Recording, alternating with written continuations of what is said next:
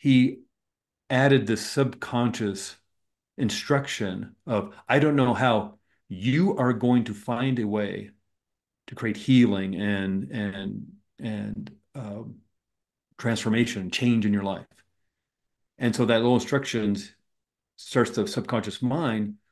Yeah, how am I going to do that?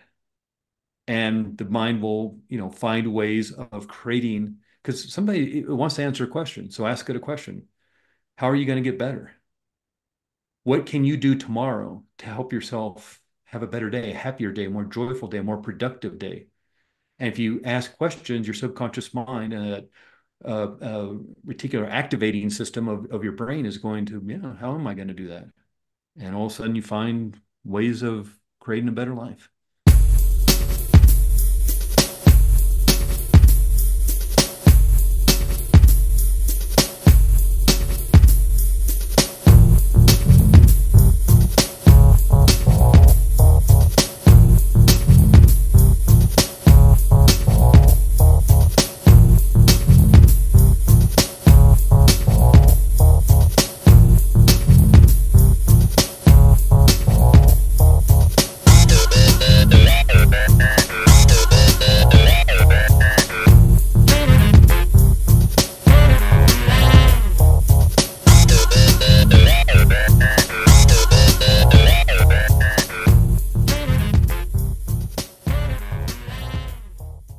Welcome to Super Normalized, the podcast where we challenge the conventional, break boundaries, and normalize the seemingly supernatural.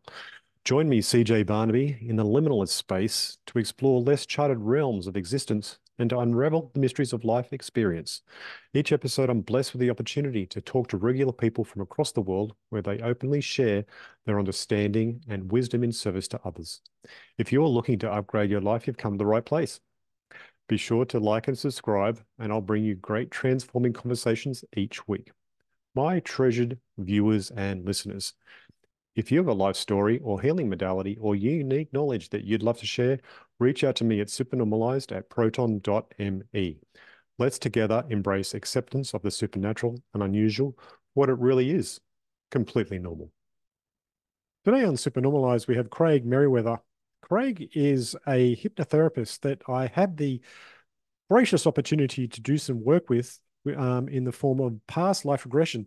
Now, Craig is amazing at this work, to say the least. I'm actually experienced in Ericksonian hypnosis myself. I am a practitioner and also do NLP. And part of Craig's work is taking those tools and then enabling you as an experiencer to go back into your past lives. Now, why is that important? Okay, sometimes we actually come into this life with a bit of a signature from something that has happened before, and then that colors the story that the life is that we are living now. Now, that for me actually turned into an understanding of during the session of why I had such a distrust for authority and also a feeling of not being alone in life and also working from the background to make things happen. It was all in the story and the understanding that actually of that past life that I actually had. That came through in our session when we had that about 3 weeks before we recorded this interview today. We talk about the process of hypnosis and hypnotherapy and also about past life regression in this show. It was an excellent show again, and I'm sure you'll enjoy it. So, be aware there is some hypnotic language in this. So, obviously don't take that entrainment as a part of your experience today, but to enjoy the discussion and all of the understanding that Craig shares. So, on with the show. Welcome to Supernormalized, Craig Merriweather. Hey, CJ, how are How you? are you? You're really good. Look, it's good to see you again. Yeah. We only talked, I think it was just on 3 weeks ago when we had the session that we're going to talk about today and the work that you do. You are, I would say, expert hypnotherapist in the Oh, way thank you. that Well, Well, look, I listen because I've actually trained in Ericksonian hypnosis myself, so I hear all of the technique and the way you pace and bring people down into the space that enables them to um, open up even more, I think is amazing. There's a lot of stuff in there that really just popped my mind in different ways. Like, oh wow, I didn't think of that way to do it. So Oh, no. I Well, really thank you. I enjoyed the appreciate that. session. And I stand on the shoulders of giants. You know, a lot of the people I've trained with over the years and, do my continuing education, I always want to learn more. A lot of these people actually were able to train with Milton Erickson back in the day, Wow, back in the awesome. 70s and 80s. And this is kind of like I'm working with the disciples of Milton Erickson and, doing workshops and conferences and things like that. And it's extraordinary stuff, and I appreciate your kind words. But yeah, it's a fascinating field to just, even if you're slightly interested, just to start looking at the books and the YouTube videos. There's a wonderful, since you mentioned Milton Erickson, a wonderful documentary about him called Wizard of the Desert. He uh, had polio when he was a little kid Yeah, right. and health problems most of his life. And so back in the day, you went to the desert to heal. And so he lived in Scottsdale, Arizona, Phoenix, Arizona, basically. Go visit his house there. If you're anywhere in the Southwest, you can go take a tour of his house. It's a Oh, little that's cool. museum now. But a wonderful documentary about him you could probably watch on YouTube called Wizard of the Desert Mm. and really see how he is still, and I think he passed away in the 1980s, but still to this day, so influential in psychotherapy, hypnotherapy, neurolinguistic programming is a big part of the foundation of neurolinguistic programming is Milton Erickson's work. So it's an Yeah, extraordinary type of therapy. that's right. It was extracted by Brindler and Bandler into a series of Yeah, books by just yeah, sitting and yeah, studying him. yeah. Well, and what's fascinating, I forget who was who, but one of them was a mathematician, the other was a linguist.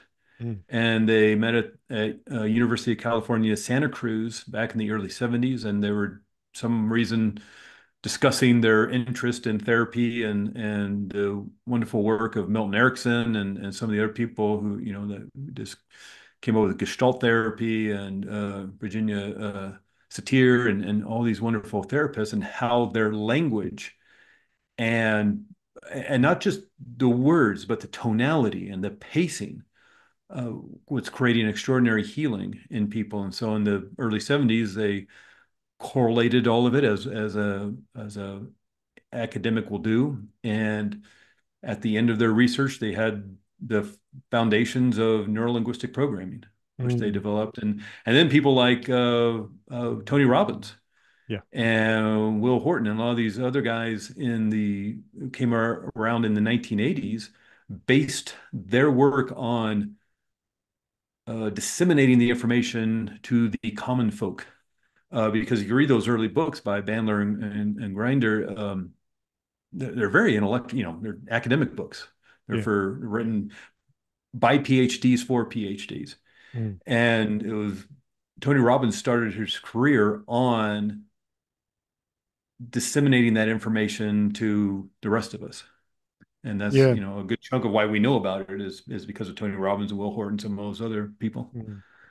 Well, Yeah. look, I mean, I started my journey with the understanding of these works was I actually was really interested in linguistics as a youth, and I started to look into what I could learn around that. And at the time in Australia, there was a trainer by the name of Tad James touring around, and it seemed like that it came along with the early stain of the understanding that it was used for selling things and picking up women. And I thought, well, that's just Yeah. trite, and it wasn't what I was about.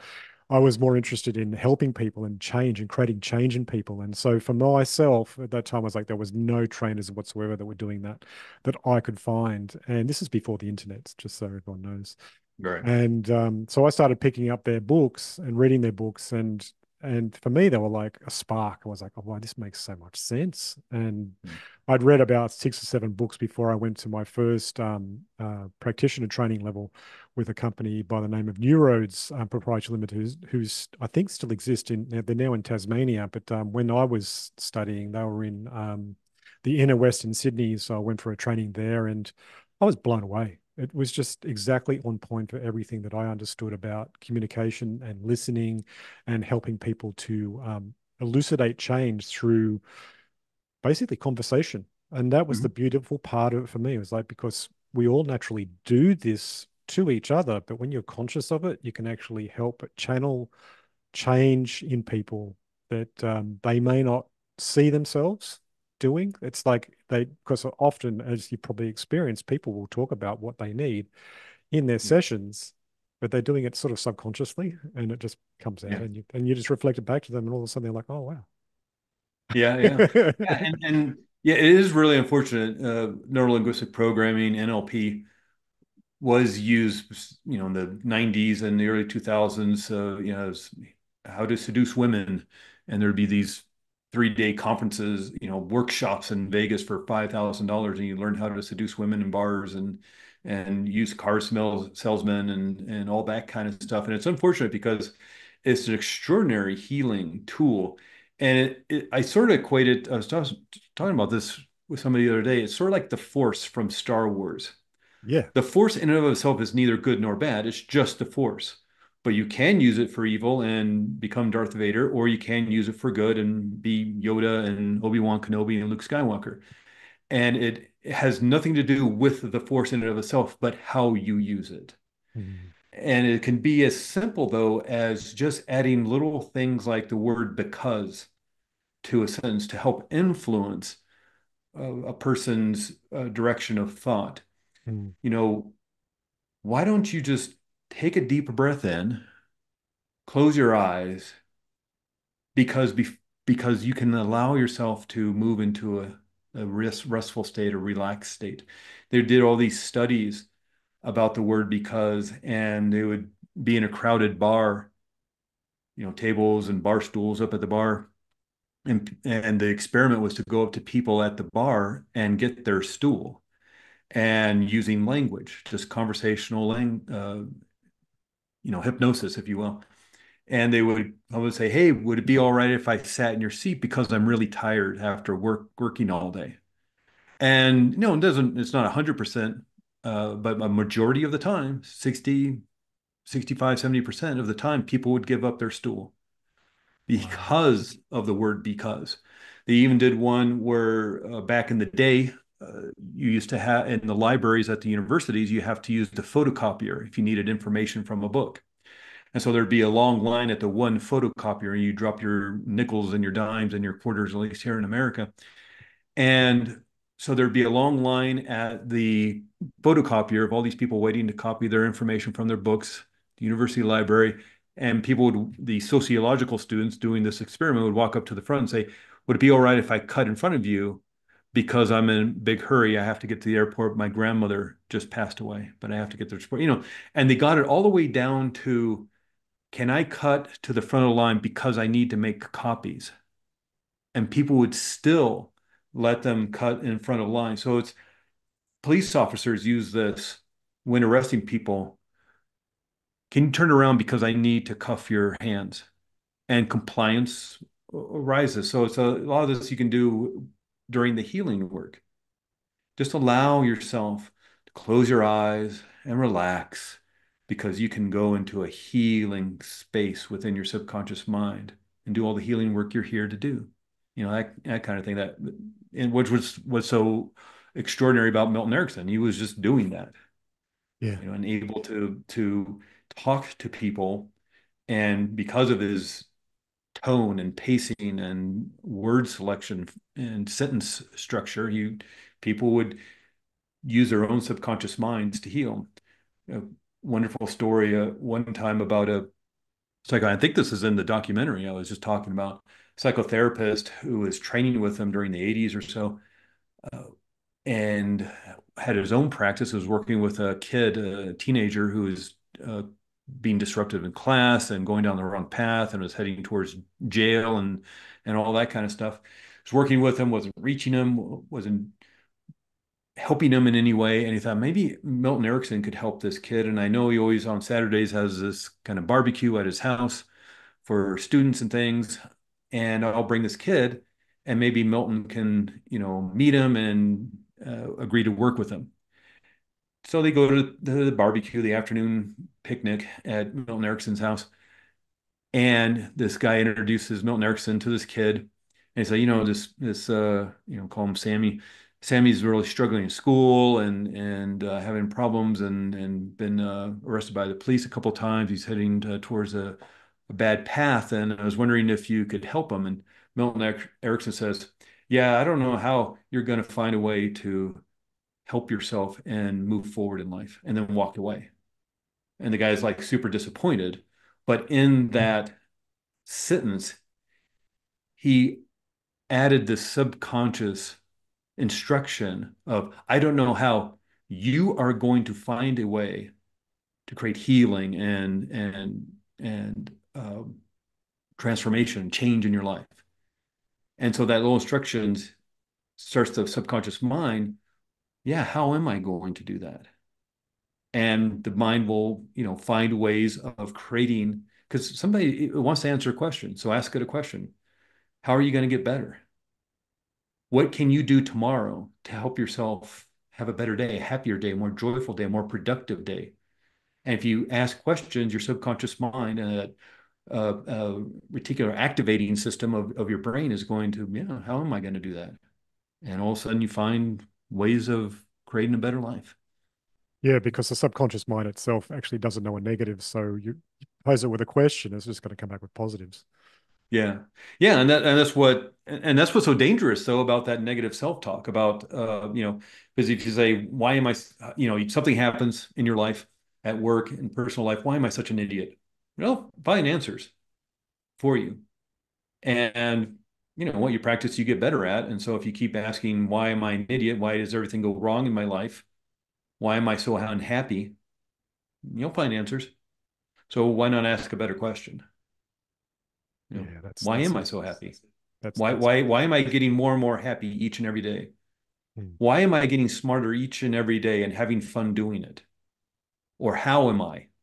How am I getting smarter each and every day and having fun doing it?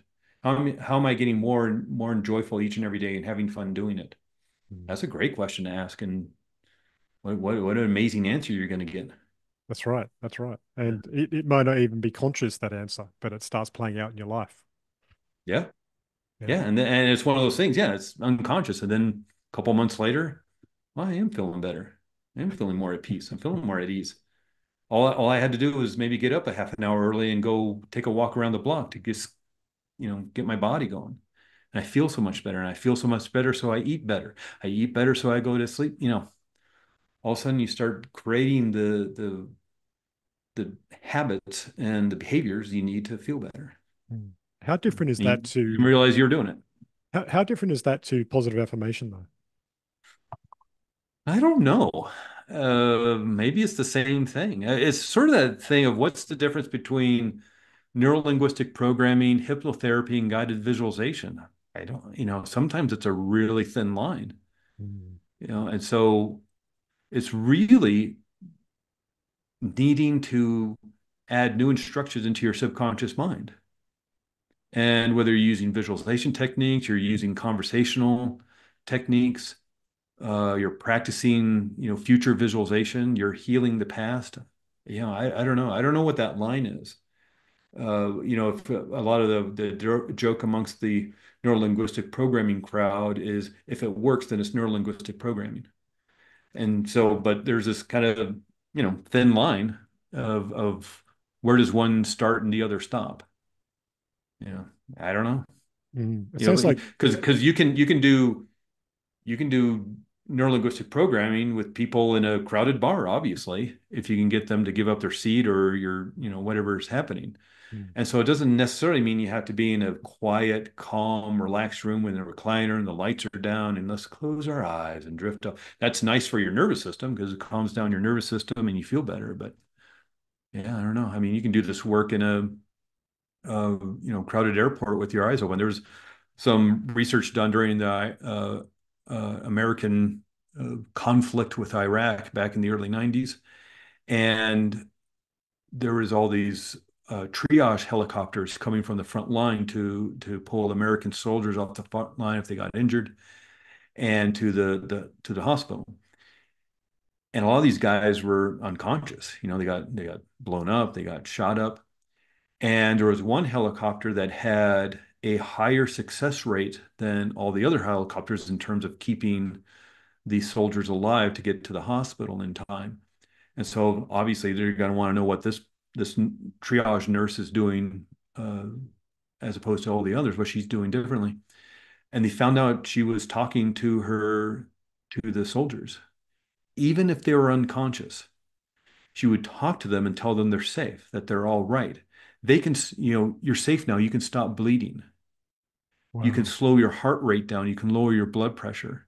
You are safe now. You're in the helicopter heading towards a hospital. I just need you to hang on for another 5 minutes. And then we're going to get you to the doctor and into surgery.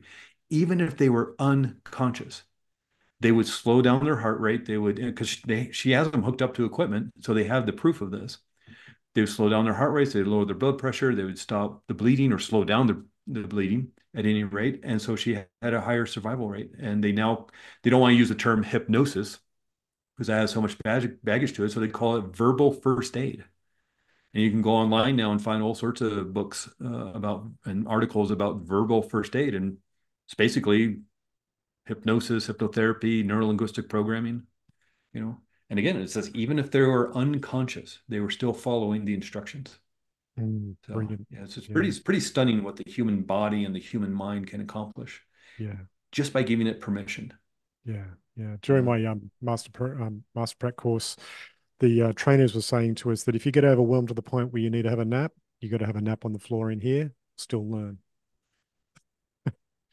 So they encouraged you if you felt overwhelmed and just too much and you're just starting to get tired from the day, just Mm. lay on the floor and have a nap. And people were doing that and they still learned. That was fantastic. Yeah, Mm, yeah, mm. yeah. It's stunning. And again, a lot of it's just asking yourself a better question. Yeah. Yeah. How can I feel more at peace tomorrow and have fun doing it? Mm, You know, mm, and your mind's gonna, well, okay, that's a good question. Let's find an answer to that. mm. So, okay. So when you work with people, you're framing it the right way to bring them into a better state of being. Have you found anything that this doesn't work for? I personally haven't, and it's basically because I walk into a session knowing I'm not going to fix them and that hypnotherapy in and of itself is not going to fix them. They're going to fix themselves. And so what can you not fix? And not to blame the victim or say it's their fault or, it shouldn't have happened. It wasn't fair, whatever the hurt, the pain the person is going through. But in and of itself, they're the ones that created the response or the reaction to that trauma. And again, it's not to blame them. It certainly should not have happened. It wasn't fair that it happened. But they were the ones that created that response and held on to that hurt and pain, which actually ends up becoming very empowering because if they're the ones that created it, that means they can change it. Yes. And so if they're the ones that have the power, then you don't have to look outside of yourself. You don't have to look towards a counselor or a therapist or a pill or a drink or something else outside of themselves to help fix or numb. If you're the one who's holding on to the hurt and pain, and granted for safety and protection and to keep yourself in a survival mode, but if you're the one doing that, well, then you're the one who can heal and do something different. And so when I walk into a session, uh, I walk in thinking, okay, I'm going to help this person. I'm going to facilitate their healing. I may have an idea of some, because of the intake form, or maybe we had a conversation over the phone. And so I kind of have an idea of what they want to work on, or maybe an in-depth idea of what they want to work on. So I have some ideas on what to do, but if they decide to take it in a different direction, open up that, if they're doing a guided visualization and they say, you're going to walk through a door and go to this healing place. Okay, well, the door's locked. Okay, well, let's find a different way. If that way is unsafe to you, let's find a different way. And sometimes it's just as easy as to ask, is like, well, what needs to happen? What do you need to do to open that door? Or what do you need to do to get around that wall? And even if you didn't know, what would you do? What was your first impression? What is your subconscious telling you to do? And sometimes it's just as easy to ask, what do you need to do to heal this? Even if they're unconscious and unaware of what the root issue is, because maybe it happened when they were 5 or 6 years old, and they've been holding on to this hurt for years, if not decades. Maybe they're in their 40s now, and they went through some traumatic abuse, mental abuse, emotional abuse, physical abuse when they were children. Maybe they don't even remember it. They just kind of have this gut feeling that things weren't great when they were growing up. Subconscious mind knows because it's holding on to it, because it's trying to protect you. It doesn't want to experience that again. So you know what the problem is. And more importantly, you know what to do about it. You know what the answer is. And so often it's just as easy just to ask, what do you need to do to heal this? Now that you understand the problem, what do you need to do to heal it? And you'll get an answer. Mm, mm, mm. Ask a good question and Yeah, you'll get a good answer. yeah. Yeah. So you use this as a conversational technique, and I know that from my own experience that you also use this to help people recover from past life experiences. Yeah. Yeah. It's a very interesting form of therapy. Something I actually really enjoy doing. I kind of set myself up more on the clinical side of things, kind of like what we've been talking about here uh, for the last few minutes, is the more clinical side of things. But what I find fascinating is the ability for somebody to move into a past life and even the kind of more spirit world. And this isn't just kind of the woo-woo stuff. I live near Sedona, Arizona. If anybody in America is listening to this, or maybe around the world, knows of Sedona, Arizona, it's a very new agey community amongst the retirees and the tourists. It's a very new agey kind of community, and and so I kind of didn't want to brand myself that. I figured there's a lot of stuff with that, but what I find interesting is people will go to the point of origin. Now, can I prove in and of itself that this was a real past life, or is the subconscious mind created a metaphor to create healing? I can't prove that one way or the other, but according to a lot of the research that's coming out over the last 10 years or so, it seems the brain has the ability to access this information. Two of the really popular people who have done tons of research around this work, a lot of people come to me because they've read Dr. Brian Weiss's book, Many Lives, Many Masters is his most famous one. And he was a psychotherapist. And the story of Many Lives is Many Masters, he's working with somebody and they couldn't, around some trauma, couldn't find the trauma within this life. He kept doing some regression work and then sort of accidentally regressed her back into a past life. And then the healing happened. And so he started researching that. And over the course of the last, I mean, that must have been in the 80s or so, uh, when that happened, after researching, just you find that healing can happen with some of this more mystical kind of work. Even the wonderful Michael Newton, also a psychotherapist, he's passed away now. Dr. Brian Weiss is still alive. In fact, as we speak, as we record this, he is holding a workshop in the New York area at Omega Institute, that retreat center. He's still doing retreats, and he's doing one this weekend as we record this. But Michael Newton was also a psychotherapist, and in 1969 accidentally regressed somebody back to spirit world.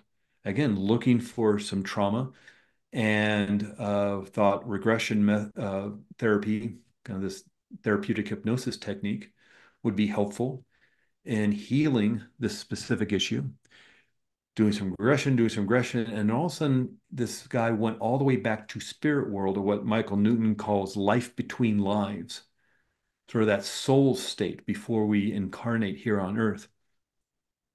He found this utterly fascinating and wanted to see if he could do it again. And so he started working with people, finding a way to regress people back into spirit world. Spent a lot of time during the 70s working with people, just doing some research, doing some experiments, if you will, with their permission, of course, and found a protocol to help people get back into the state of spirit. And what he discovered is a lot of people were having the same experiences. Whether you meet with your soul group of friends, sort of like this group that you're with that grows as souls, as spirits, as we learn and develop. Sort of like you're going from, first grade in school all the way to getting your PhD, but you're going with the same people, and you incarnate here on Earth to learn and to grow and to develop. And everybody plays different parts, sort of like a theater group that does 7 different plays during the year, and they all play different parts, and the plays have different plots. And so there's different learnings during for these characters during these different plots, and everybody's wearing different costumes in different time periods. You sort of have this group of people that you kind of develop with. You may meet with your guide. You may meet with a council of wise elders. You may go to the library. You may go to the healing place. And it sometimes looks different. Maybe it's more of an energy healing. Maybe it's more spiritual healing. Maybe there's water. Maybe there's light. Whatever. But there's healing involved. What he was noticing is people were having the same experiences, going to the same kind of places, going to the past life viewing room, going to the current life viewing room, and finding out more about purpose and mission and ultimate goals. And so then he started developing questions about people's experiences. And so all during the 70s, he was creating this protocol to get people back to the state of soul, of spirit. During the 80s, he was working with people, finding their stories and finding how similar they were, no matter the age, no matter gender, no matter culture, ethnicity. And in 1992, he wrote a book called Journey of Souls. Highly recommend this book because it goes through people's stories and not, it focuses on the lens of one person's experience, but it's in the book because multiple people. He worked with thousands of people over the course of a decade or so, and they were all having similar experiences. So that book was released. He then spent another decade doing research, asking questions, and then came out with Destiny of Souls, kind of the volume two that came out in about 2000, 2001, somewhere around there. 2002, he developed the Michael Newton Institute, which is still around. Michael Newton passed away in, I think, 2011 or so, but Michael Newton Institute is still around doing trainings, workshops, still writing books. And so in terms of this work, there's something healing about it. The subconscious, or that, and as well as your higher self or your inner wisdom, whatever you want to call it. Some people call it the super conscious level of mind, wants healing. And sometimes that healing comes from maybe a past life. And whether you believe in that or not, it's hard to ignore the evidence. I've worked with people who have healed physical pain I didn't even know they had, but they told me about days later when they emailed me, and I was checking up on them. Hey, how are you doing? What? It's like, well, I've had this hip pain for 20 years, and the doctors couldn't figure it out. And when I was up in the healing place in that soul realm, I healed it with my guides. And it's like, oh, I didn't even know that was happening. And so after a while, um, you just have to like think there's got to be something to this work. Some of the science coming around points to the pineal gland in the brain. And I'm not, this isn't a biology class, certainly not a neurology class or anything, but pineal gland it deals with melatonin and your circadian rhythms, but it actually has all these crystals. If you some point when you have some time, uh, Google pineal gland and crystals, and you'll see photos of these things. There's little tiny crystals. If you take a hair out of your head, these crystals are about 1/20th to 1/100th of a micron of a human head of hair, and there's millions of these in your pineal gland. The pineal gland is about the size of a grain of rice, towards kind of the backish. So if you see the middle, if you can picture the middle of your head is towards kind of the back of the middle of your head, if that makes sense. But there's no evolutionary need for these crystals. They have nothing to do with melatonin production, but they create a when pressure is applied through like breathing techniques, so you start moving the cerebral fluid through your brain, it can create a pressure on the pineal gland and pressure on the crystals, and it creates an electromagnetic field, a measurable electromagnetic field. And this isn't like wishful thinking, or I read this in a science fiction book. This is science that has been uh, published in peer-reviewed journals. An electromagnetic field can be measured around the pineal gland. Hey, I just want to step in here for a second and say that if you're enjoying today's show or you're enjoying all my shows, please support the show. I'd really appreciate it. It actually helps me to produce the show, and you'll get a shout out on a show and also extra really cool things like raw episodes before they're released and many more things at different tiers. So please support the show. You can do so now at patreon.com/supernormalized. Now back to the show.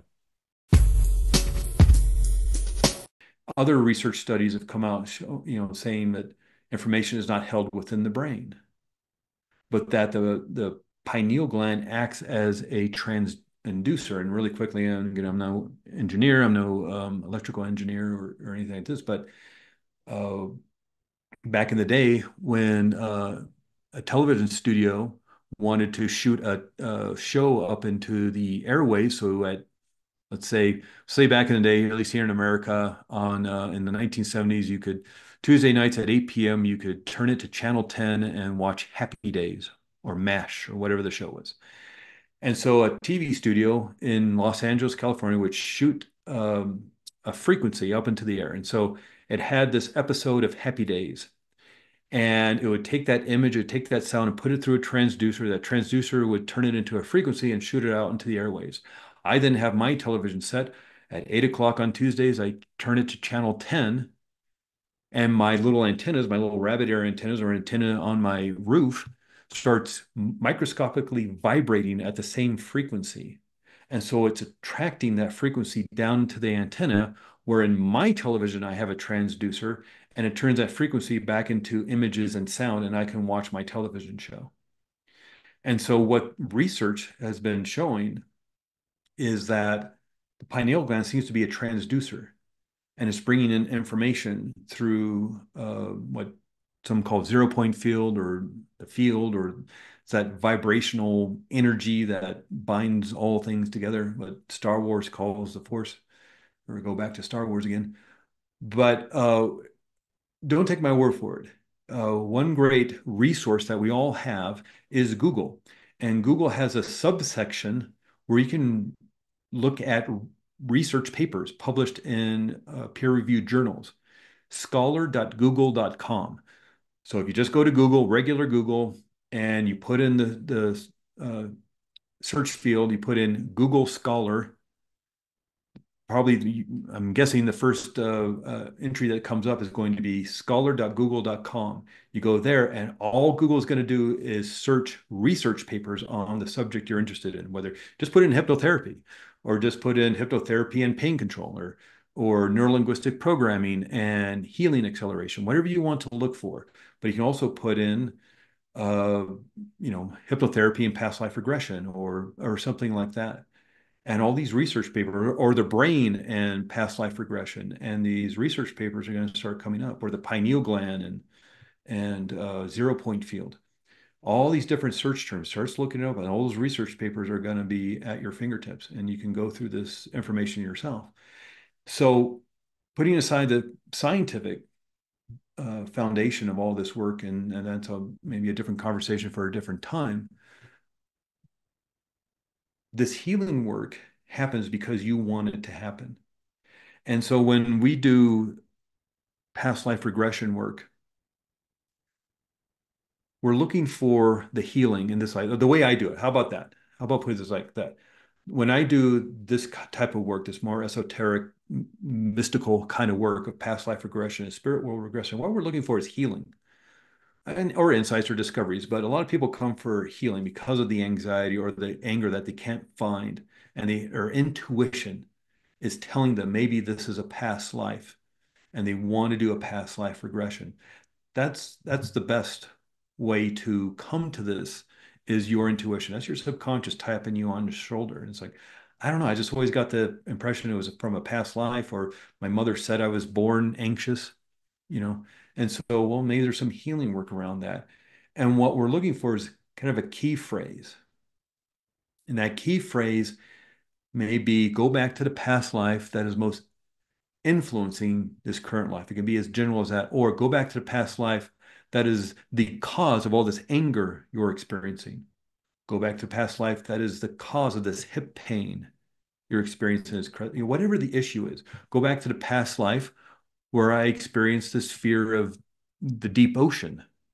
Maybe somebody grew up in a landlocked country, or up here like in Flagstaff, Arizona, up in the mountains, nowhere near the ocean or any body of water, and never left the city. Why would they be afraid of the ocean then?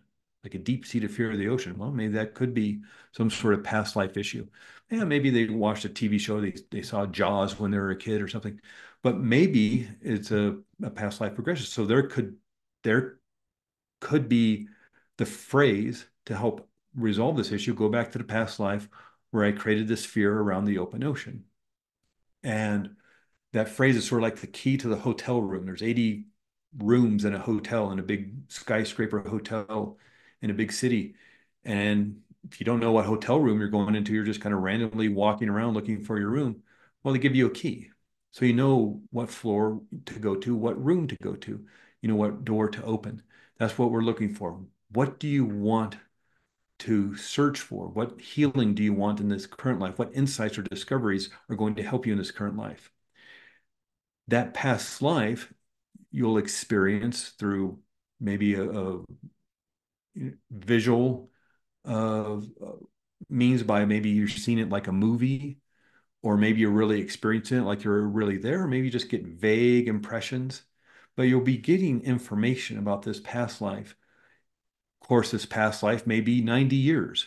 Maybe you lived 90 years in that specific past life, but of course, we can't go through all 90 years. So we'll go through 4 or 5 different significant events in that life that have to do with the issue you want to heal. Let's just say the person's dealing with a lot of anger, a lot of rage in their life, and they can't find a root issue, a cause, foundational issue in their current life. So their intuition is telling them it must be a past life. So we're going to go through 4 or 5 different significant events that have to do with creating the anger they're experiencing in their current life. Eventually, we'll get to the end of that life. And this is where a lot of the throwing action is the fancy term, is where this is why you're feeling anger in this current life. What are the thoughts? What are the feelings you're experiencing as that life ends? How is it ending? Is it old age? Is it illness? Is it violence? Is it injury? Is it something else? What is causing the death? What are your feelings at the moment of death? And you're experiencing this in some fashion, in a safe way, in a gentle way, but you're receiving these thoughts, you're receiving these memories, receiving this information. This is what I'm feeling. This is what's going through my mind. Are you making any sort of um, promises on how you're going to deal with life? Are you creating any sort of thoughts around family or money or relationships or authority figures or work or business? What are you feeling about these aspects of life as your spirit leaves the body? Because this could be the throwing action into the current life. As the soul leaves the body, find out what are you feeling? Are you feeling like an energy, a light, or something else? How do you feel as a soul? And then move up to the gateways of soul world. And people may experience it differently. Maybe they're moving through a tunnel. Maybe they're feeling like they're moving through light. but they move to the gateway to spirit world. And when you're there, who greets you? Do your friends, does the show group greet you? Does your guide greet you? Do other people greet you? And then what happens? Where do you go? And there's a lot of questions. I follow the Michael Newton protocol on how to do this work. Um, but what do you need? What needs to happen? Is it now time to go to the healing place and let go of that hurt and that pain that maybe you experienced in that past life? Do we need to go to the past life viewing rooms and see if there are other lives where this thread of anger or rage or whatever it is you're looking for, maybe it's going across several lives, uh, uh, even this current life, and what needs to be done about it to heal it. Maybe it's just pulling out the cords of it all. So now you're disconnected from it all, and you can be free from that and allow whatever healing beings or uh, healing energy or healing light or whatever the person is experiencing to finally end the anger or end the anxiety or the healing. And we can also go to current life viewing room while in that soul world. What's your mission? What's your purpose? What's your goals? Why this mother? Why this father? So it can have a lot of healing, can have a lot of insights and a lot of discoveries, and people walk away and even while you certainly get a lot of information during that session, uh, the insights keep coming. In the weeks and the months, you may be walking by a bookstore and you notice in the bookstore window some cover of a book which brings a lot of insights to you. Oh, a picture of that book that makes me think of this, which brings this aspect of my past life regression even clearer, makes it more clearer to me. And so the insights keep coming weeks and months later. And so that was a brief little, I mean, maybe not so brief, but kind of uh, an explanation of how not only does a past life regression work and spirit world regression, but even a little bit about how it's actually possible. You know, People will have the experience they need to have to create the healing they need to have.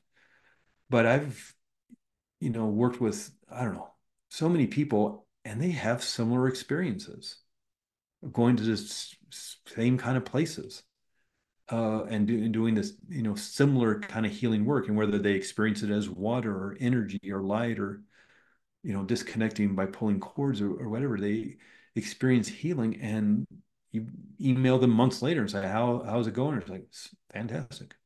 It's gone. It's the anxiety, the anger, the overwhelm, the worry, the malaise is just gone.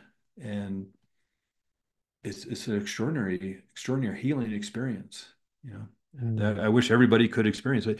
And this whole thing, I think you mentioned this at the beginning at some point, but this whole thing is like taking like 3 hours. And while that may seem like a long time, it actually goes really quickly, as and spend a little bit of time talking about what you want to work on. We'll do a little warm-up exercise to kind of relax the body and kind of warm up your five senses, if you will, and take a little break if we need to. But that's like just a half an hour or 35 minutes, and then the rest of the time's the past life regression. So it's about 2.5, 2 hours, 45 minutes, something like that. Mm. And the information you get is extraordinary. Yeah, Yeah. yeah. Well, I can speak about my session, but you were so nice to allow me to experience. And like I was, talked into a very deep hypnotic space in very little time. I know I am actually a really good hypnotic subject, so that makes it easy. But I went into that space and I didn't expect to, um, or actually I didn't know what to look for, to put it honestly. And with your guidance, I was taken back into the past life that most influenced this life. And, to put a frame around that, in this life, I've had a distrust for authority and um, how would you put it? Several little things actually relate to that that made me go, life is a bit difficult, a bit challenging in certain ways that did create sort of like a bit of a restlessness and anxiety that was an undercurrent tone for a lot of my life. And I didn't know where that came from.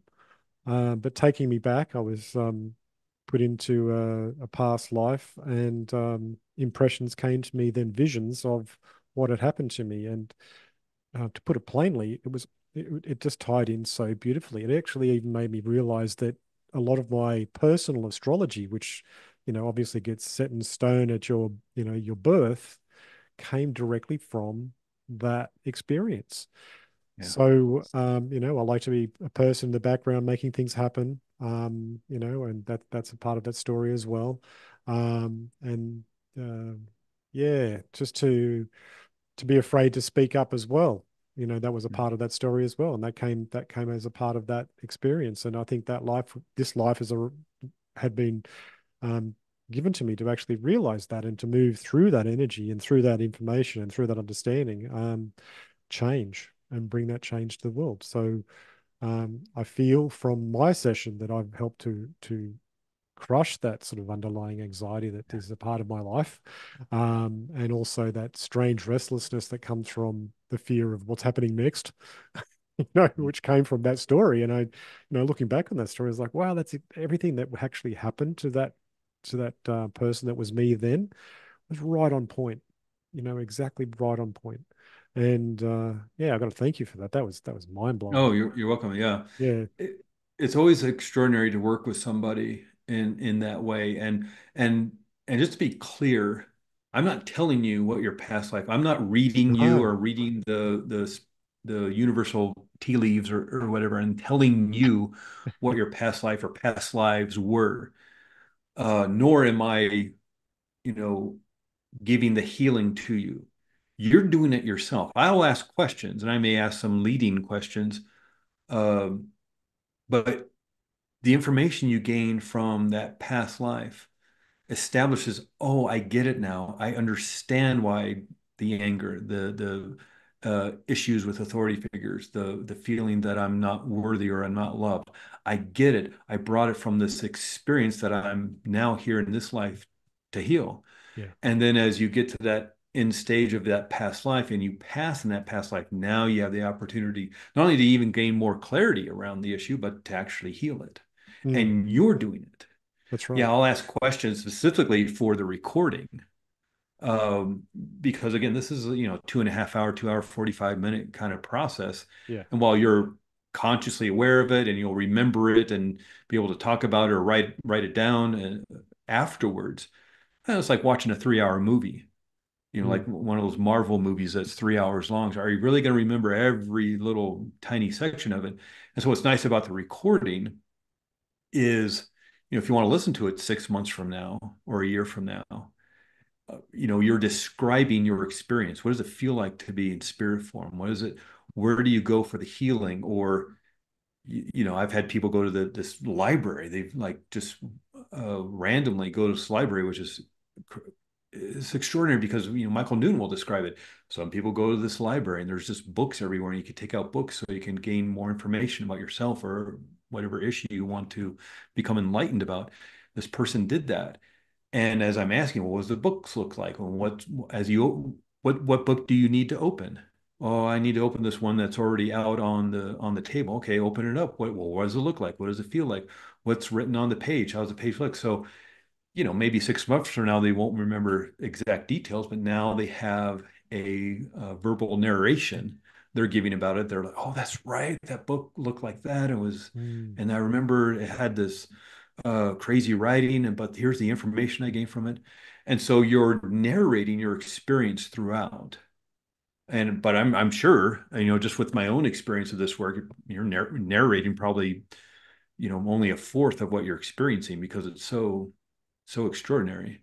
You can mm, only uh, detail so much, but it's a fascinating experience. And like you said, it's healing mm, for an extraordinary reason. You can create healing in this manner because I think we're here to learn, we're here to grow, and oftentimes we're here to maybe deal with the issues of something that maybe didn't go so well the time before.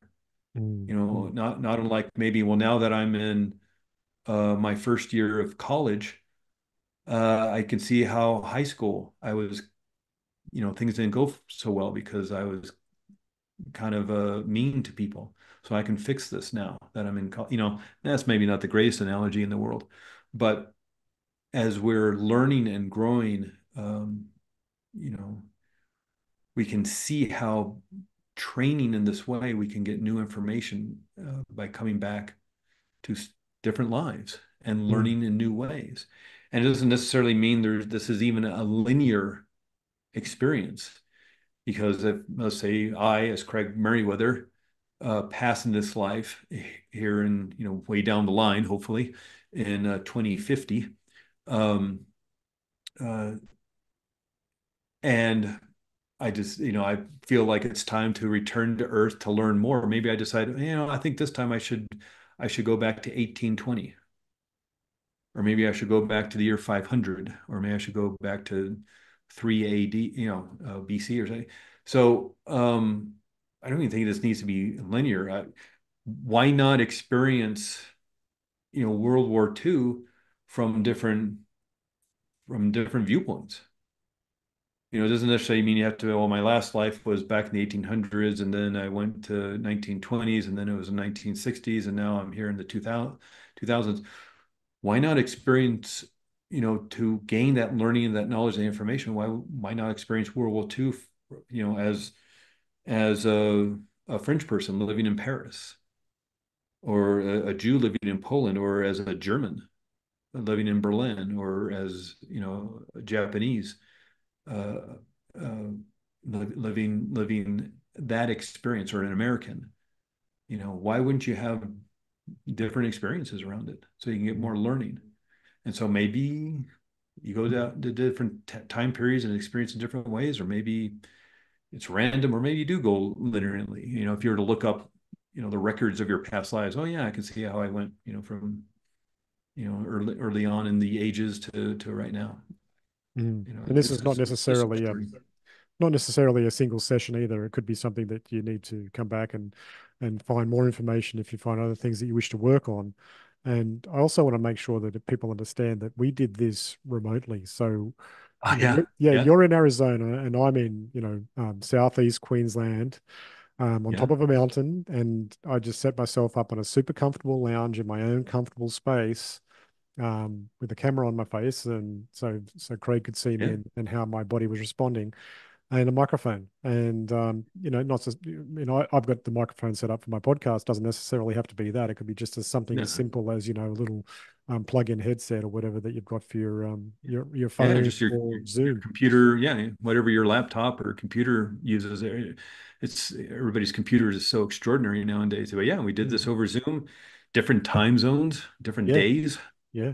I think I was on a Saturday and you were on Sunday, and it was and yeah, while it's fun to like do it in person, it's Zoom sessions, and whether it's something as deep as doing a past life regression, or just more clinical therapeutic hypnosis, or even talk therapy, or a doctor's consultation, something like that.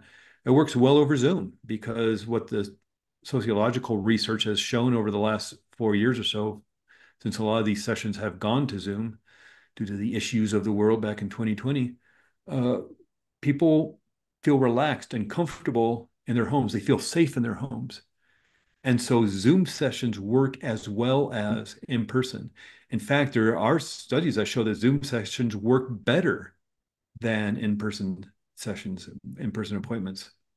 And Mhm. so, while yeah, it's fun certainly just to have that interaction in person, is like this work actually may be work a little bit better by being a Zoom session because you feel comfortable in your home. You feel safe in your home. You feel relaxed in your home, and got a good internet connection, got a phone or a computer or tablet or whatever, laptop, whatever you're using.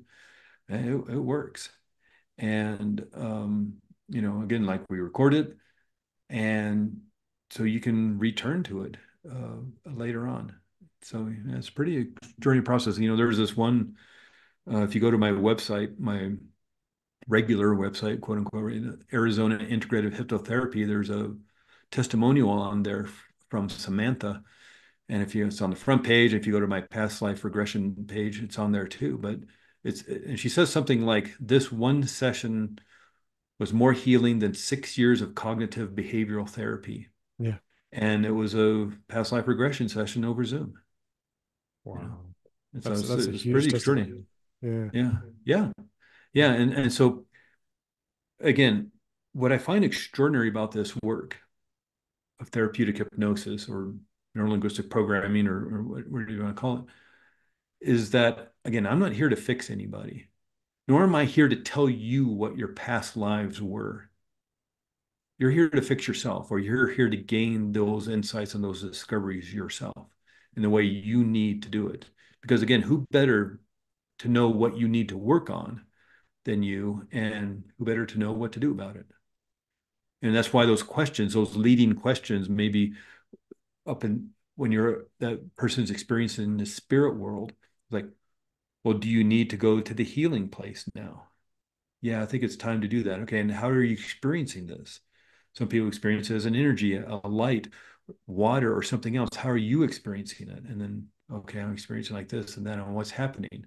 Or I'm going to give you some time. And that was a couple of, instances during your experience. It was like, I'm going to give you some few moments of silence for you to do the work you need to do. Because I know, uh, to narrate an extraordinary experience like that is difficult when you just want to experience it.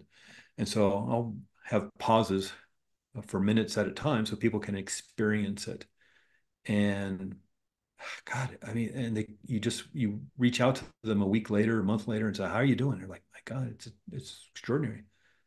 You feel lighter, you feel more at peace, you feel more at ease, you feel more free, and you also get this sense of, you know, you're a part of something important.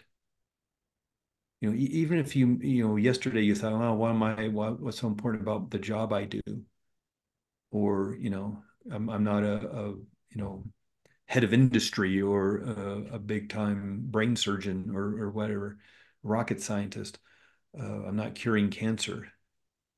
But you come away from this, from that experience of not only that past life regression, but that soul world experience, realizing that you're here for a purpose. A good chunk of the people understand that purpose, that ultimate goal, that mission. It may be you're not supposed to know at this point.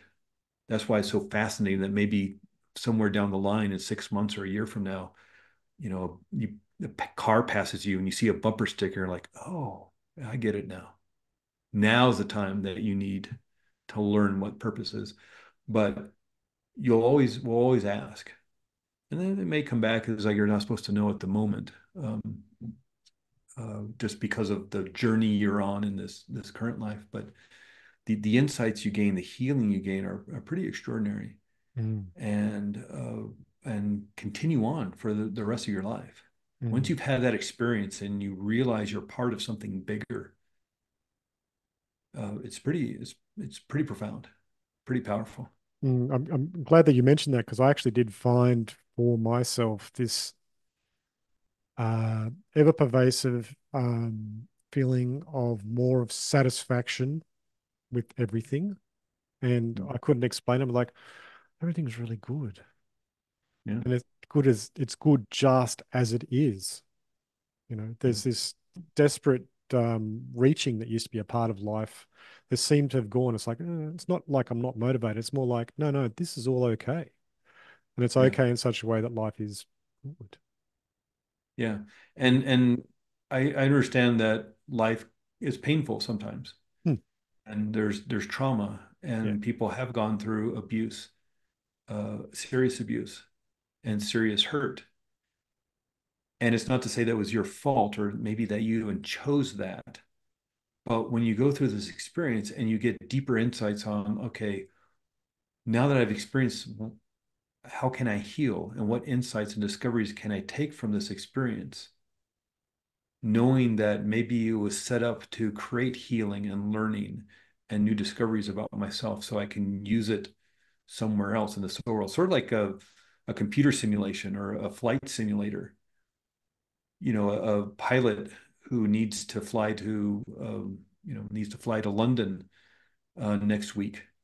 and they've never been to Heathrow Airport or wherever, they're going to get on a flight simulator and practice. And so they're going to pretend, but it's going to be pretty realistic. And what happens if there's turbulence while they're flying over the Atlantic, or what happens if it's at nighttime and they switch runways on them at the last minute, or any sort of, what if it's raining, and they're gonna have to go practice all these different scenarios, because when they actually do it, now they're prepared. I mean, maybe that's what we're doing here. We're Mm. learning something that we need someplace else. We're Mm. we're learning how to heal through extraordinary circumstance. Yeah. We're learning how to heal pain and hurt because we need to have that skill somewhere else. Where, I don't know. But if this is a training ground, and we're here for learning and for development and for growth, and we've brought our soul friends with us to play various parts, whether they're brothers and sisters or parents, or that one teacher we had back when we were 16 for one semester at school that really influenced us. Whoever these people, maybe they're even playing the villains. Every learning experience may require some sort of villain. Somebody has to play Darth Vader, in order for the story to progress. Doesn't mean, I mean, what an extraordinary, gift to give somebody to have to Mm. be that person. Yeah. Um, and that's a mind twist too. It That's is. a huge mind twist when you start thinking about it like that. Mm. Somebody chose to play that part, and maybe that wasn't fun either.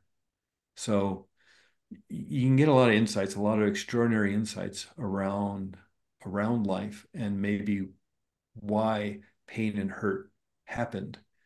And that doesn't excuse it. Doesn't mean uh, have to be buddy buddy with everybody.